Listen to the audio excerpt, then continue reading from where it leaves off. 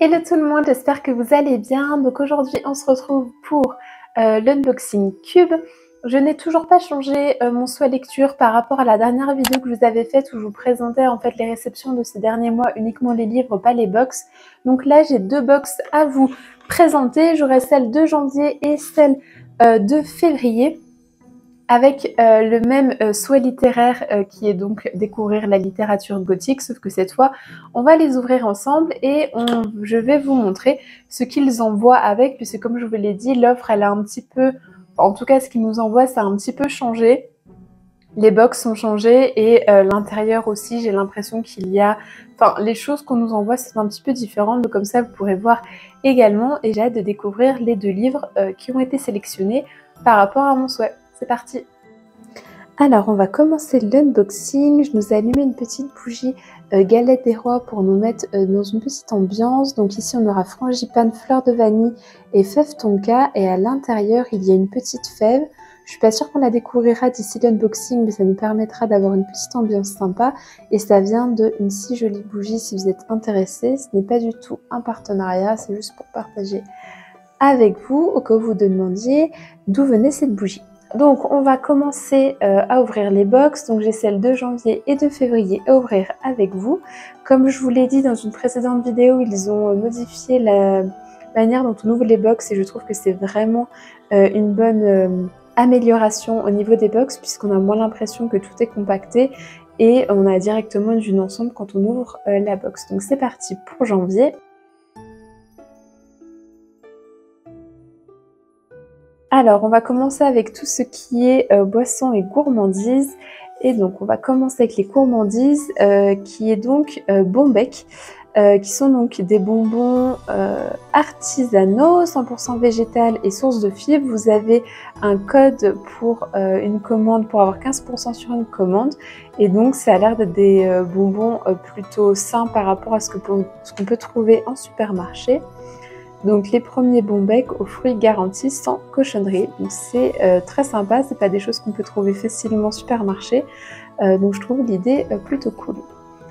Ensuite on a deux sachets de thé. Alors là je reconnais la marque de thé, c'est oui, la Route des Comptoirs. Donc j'ai déjà goûté leur thé. On a le premier qui est un Rooibos Earl Grey. C'est assez surprenant parce que d'habitude le Earl Grey c'est pas forcément Rooibos, donc j'ai hâte de voir. Le côté orange peut donner une impression agrume, mais pas du tout. Et donc ensuite, on a un thé vert sarrasin vanille. Ça, c'est plutôt surprenant, j'avoue. J'ai hâte de savoir ce que ça donne, mais bon, le thé vert de base, c'est pas forcément ce que je préfère. Et là, j'avoue que les goûts sont assez surprenants, donc à voir pour celui-ci. Ensuite, on a un petit papier qui, je pense, c'est une présentation de la maison d'édition. Dans toute leur box, ils nous mettent un petit fascicule ou un petit papier qui nous présente une maison d'édition en particulier. Et donc là, c'est les éditions des Saint-Père, je reconnais le logo. Et donc ici, on a en fait le bateau ivre de Arthur Rimbaud, écrit par Arthur Rimbaud, puisque la particularité de cette maison d'édition, c'est qu'ils vont éditer des classiques, mais les manuscrits. Donc vous pouvez lire directement avec l'écriture de l'auteur ou de l'autrice. J'ai Alice au Pays des Merveilles dans ces éditions-là, et c'est vraiment des très très belles éditions. Pour un cadeau ou pour vous-même, s'il y a un classique que vous aimez beaucoup, je trouve qu'elles sont vraiment très chouettes. Je vous invite à regarder leur site. Vous avez là notamment toutes les signatures des auteurs et autrices qu'ils publient. Et il y a vraiment un très beau travail d'édition en plus au niveau des livres. Alors ensuite, on a le marque-page et la petite carte comme d'habitude, donc ils sont sur le même thème. Donc voici pour le marque-page et la petite carte que vous pouvez renvoyer au libraire pour le remercier de son choix. Ensuite, on a un petit goodies et ici c'est un carnet de lecture. J'aime beaucoup le design de ce carnet de lecture. À l'intérieur, vous avez des petites fiches de lecture, titre, auteur, mois de lecture, note sur 5 et avis de lecture. Donc ça peut être plutôt sympa. Si vous voulez un peu traquer vos lectures, vous pouvez tout avoir de manière condensée dans ce petit carnet. Ensuite, ça c'est le petit mot qui va avec le livre. Et là, on a la préface, donc qui a changé. On n'est plus sur un fascicule comme avant, mais plutôt un format plus réduit. Donc là, on a un mot d'Anthony qui est un des 3 fondateurs de Cube.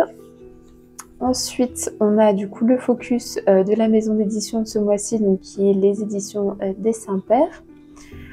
Ensuite, une présentation de 4 libraires partenaires Cube, ce qui est plutôt bien puisqu'en fait, vous pouvez avoir la présentation de libraires qui vous envoyaient votre livre, par exemple.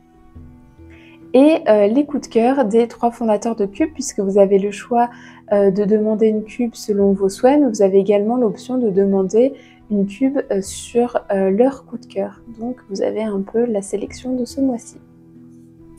Alors maintenant, pour le livre. Donc avant, on était sur des enveloppes papier craft avec l'étiquette directement dessus concernant la raison du choix du libraire. Ici, c'est directement sur une petite carte. Et donc, pour ce mois-ci, je ne suis pas ce que je suis, car si j'étais ce que je suis, je ne serais pas ce que je suis. Au-delà de cette devinette, je vous souhaite une bonne lecture de ce livre que j'ai aimé, Belle rentrée. Et donc, Émeric, comme je vous disais, c'est celui qui me sélectionne tout le temps mes livres. Il met toujours une devinette dans cette petite étiquette, donc ce n'est pas vraiment pour préciser pourquoi il a choisi ce livre, mais plutôt pour avoir la devinette du mois. Donc si vous avez la réponse, n'hésitez pas à la mettre en commentaire, mais je trouve ça toujours assez sympa d'avoir cette petite devinette. Et donc au niveau de la sélection de ce mois-ci, on sera sur Slade House, je ne sais pas si on prononce ce mot comme ça, donc c'est de David Mitchell aux éditions Point. Donc la couverture fait assez moderne, mais d'un autre côté, elle donne aussi un style un petit peu, je trouve, jeune, en tout cas lecture adolescente. Donc à voir, je trouve que ça peut faire aussi une couverture de Cozy Mystery. Donc à voir ce que me dit la 4e, puisque le choix était donc un roman du style gothique. Le grand architecte de l'horreur réactive les fantômes et les pièges de ses best-sellers et nous invite à pénétrer dans la maison de 2 démons cannibales. Alors là, pour le coup, on n'est plus du tout dans l'ambiance de la couverture. Je ne sais pas ce que vous en pensez, mais ça n'a rien à voir. Alors, au niveau du résumé, prenez la route après le pub, suivez la ruelle au mur de briques, vous devriez trouver l'entrée de Slade House. Tous les 9 ans, le frère et la sœur qui habitent ce lieu étrange ouvrent leur porte à un inconnu. Un enfant précoce, un policier fraîchement divorcé, ou encore un étudiant timide. Mais que se passe-t-il vraiment à l'intérieur de Slade House? Une maison hantée qui ravira les aficionados de l'horreur comme les lecteurs les plus prudents. Alors c'est assez intéressant parce que je trouve que la 4e de couverture ne donne pas du tout la même ambiance que la couverture. Donc je suis assez surprise et curieuse de savoir pourquoi en fait les éditions Point ont choisi cette couverture, parce que ce que j'en dis derrière, c'est pas du tout la même ambiance. On est plutôt sur un livre d'horreur. Et je trouve qu'on peut être assez surpris parce que si vous le prenez uniquement sur base de la couverture et que l'horreur c'est pas trop votre truc, ça peut être surprenant. Et moi pour le coup je trouve que cette couverture, typiquement ce livre aurait été sur un étal de librairie, je ne l'aurais pas pris. Donc je trouve que ça ne correspond pas forcément ensemble. Donc j'ai hâte de le lire pour enfin découvrir le fin mot de l'histoire. En fait, est-ce que la couverture n'est pas appropriée? Ou est-ce que finalement c'est pas si horrible que ça, puisqu'on nous dit les aficionados de l'horreur comme les lecteurs les plus prudents. Donc ça veut dire qu'il peut y avoir vraiment 2 lectorats. Donc j'ai hâte de découvrir ce livre. Si vous le connaissez, dites-moi ce que vous en pensez, puisque je ne sais pas trop quoi penser sur le niveau gothique ou horreur de ce livre-là. Donc voilà pour janvier.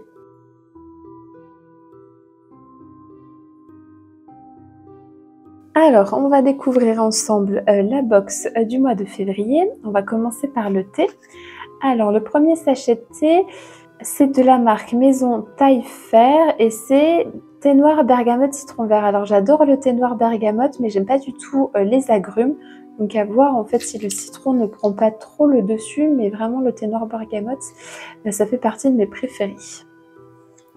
Ensuite, on a l'herboriste de Velay et c'est une infusion bio verveine. Ça, c'est pas forcément quelque chose que je bois, mais j'aime bien en avoir à la maison parce qu'il y a toujours quelqu'un en fin de repas ou fin de soirée qui a envie d'une petite infusion comme celle-ci. Donc, c'est toujours pratique d'en avoir dans sa boîte à thé. Ensuite, on a un savon qu'on avait déjà reçu avec Cube et qui sent très très bon. Là, l'odeur du savon depuis que je verse cette boîte dépasse celui de la bougie. C'est un savon qui est aux huiles essentielles et qui sent très fort les plantes, je trouve. Donc si vous l'utilisez pas, vous pouvez le mettre dans vos armoires, pour vêtements, vos draps, parce que vraiment l'odeur prend énormément le dessus. Donc c'est un savon à froid, et vous avez la liste des ingrédients qu'ils utilisent. Et c'est un savon qui est fabriqué en France, mais vraiment ça fait office de parfum également. Alors ensuite, rose, le marque-page. Alors on est beaucoup sur du noir et blanc, donc je ne sais pas c'est quoi le thème de ce mois-ci, mais je trouve que ça correspond bien à mon choix de livre gothique. Donc le marque-page... Ah oui, c'est un marque-page magnétique. J'ai déjà eu ce genre de marque-page où vous avez les deux aimants de chaque côté, et comme ça vous êtes sûr que le marque-page reste en place, il ne peut pas glisser à l'extérieur de votre livre, ou vous prenez le livre, il s'ouvre un peu, il ne peut pas glisser puisque l'aimant retient la page. Par contre, faire attention quand vous retirez le marque-page, puisque généralement les pages sont plus fines, et vous pouvez déchirer votre page si vous alliez un peu de manière brutale. Mais c'est pratique quand vous ne souhaitez pas que votre marque-page s'échappe. Et j'aime beaucoup le style forcément de ce marque-page. Ensuite, donc nous avons un petit calendrier 2023 avec les jours fériés français. Voilà, alors ça c'est quelque chose maintenant avec les téléphones qu'on n'utilise plus vraiment, qu'on peut garder dans son sac à main, mais c'est vrai qu'on a plutôt tendance à sortir son téléphone pour des rendez-vous quoi que ce soit, quand on en a besoin, plutôt que ces petits agendas. Ensuite, on a la préface. Alors, je vais prendre... Donc ici, on a la carte qui est très gothique aussi, je trouve. J'aime beaucoup cette carte, qui est la carte que vous pouvez renvoyer du coup à votre libraire. Et ensuite, ici, je pense que c'est la présentation de la maison d'édition. Donc là, on est sur l'ombre des forêts. Et je pense que c'est le premier chapitre d'un livre de cette maison d'édition qui est L'Atteinte, une exclusivité par les éditions L'Atteinte. Et donc, vous avez un extrait d'un de leurs livres publiés, L'ombre des forêts. Ensuite, donc, on a la préface avec un petit mot de l'équipe Cube qui vous présente notamment leur nouvel abonnement Nouveaux Horizons. On a la présentation des éditions L'Atteinte. Ensuite, le focus libraire. Ah, mais en fait, le thème de ce mois-ci, c'est la littérature gothique. Alors ça, c'est drôle parce que l'année dernière, quand j'avais fait le choix humour anglais, quelques mois après, c'était pas le mois d'après, le thème de la box, c'était l'humour anglais. Et là, je demande des livres gothiques et je tombe sur le thème littérature gothique. Donc c'est totalement une coïncidence puisque je n'ai aucun pouvoir de décision chez Cube. Mais je trouve ça assez drôle parce qu'en fait, ça me permet d'avoir des box directement dans le thème avec ce que je demande. Donc ici, on a quoi? Ça ressemble à une chronologie. Vous aimeriez ouvrir votre premier livre d'épouvante et ne savez pas par où commencer. Pas d'inquiétude, voici de quoi vous aider. Les auteurs que nous vous présentons juste ici maîtrisent à la perfection l'art de l'épouvante. Les voici donc du moins inquiétants au plus effrayants. Ah d'accord, donc c'est pas du tout par rapport à leur date de publication. C'est plutôt en fait par rapport à vous, votre degré de tolérance, on va dire, à l'horreur. De belles découvertes vous attendent, croyez-nous.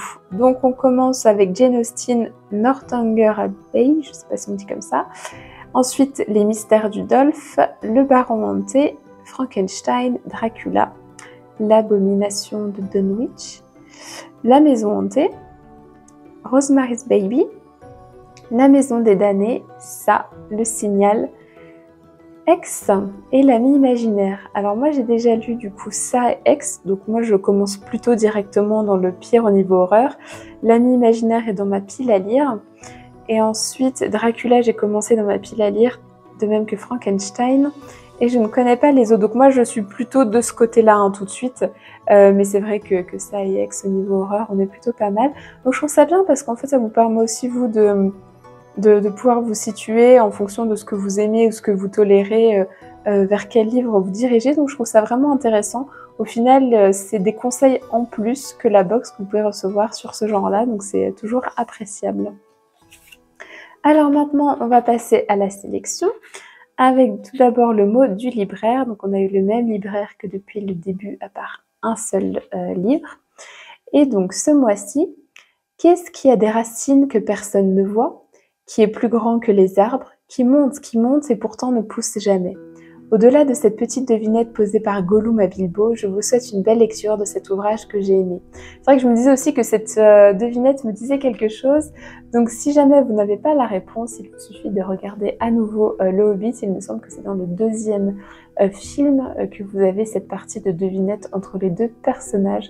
Donc voilà, j'aime beaucoup, on est toujours sur le même style, une petite devinette qui du coup n'a pas forcément de lien avec le livre, mais du coup c'est sa patte, on va dire, son identité au niveau des petites étiquettes de livres.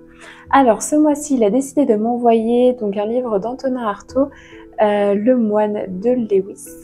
Et donc on est aux éditions Folio, on est sur une couverture qui ressemble beaucoup en fait aux couvertures qu'on peut retrouver dans de la littérature gothique. Mathilda prononça les paroles magiques. Aussitôt, les caractères tracés sur les bords du miroir s'animèrent et commencèrent à tracer dans l'air des figures reconnaissables. La surface d'acier poli sembla fondre, et il se présenta aux yeux du moine un tourbillonnement de couleurs et d'images agitées de remous puissants. Puis les choses se disposèrent suivant leur perspective naturelle, et Ambrosio vit en miniature les traits mêmes d'Antonia. Elle se trouvait dans un petit cabinet attenant à la chambre où elle couchait. Elle se déshabillait pour se mettre au bain, et le moine eut pleine liberté de détailler les admirables proportions de ses membres. Le moine fait enfin du surnaturel une réalité comme les autres.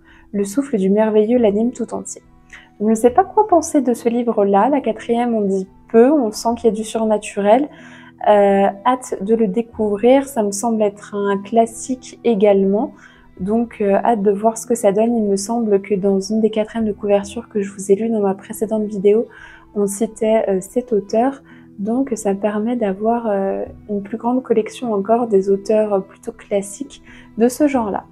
Donc voilà pour les box de janvier-février.